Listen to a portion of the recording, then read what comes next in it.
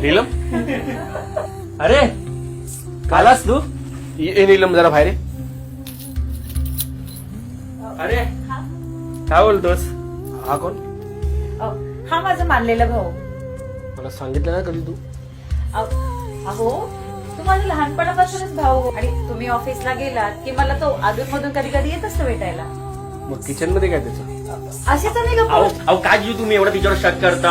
एवढी सोन्यासारखी बायको भेटली आहे तुम्हाला, तिच्यावर तुम्ही शक करताय? काय एवढा विचार करताय तुम्ही पण नाही यार. हा तसं ही मला मानलेला भाऊ बोलते की आपलं एवढं हे नाही आहे ना एवढं. भूक लागली मला, जेवण गरम कर. हो अगं ऐक ना नीलम, आम्ही निघतो, आपण परत भेटूया, चल.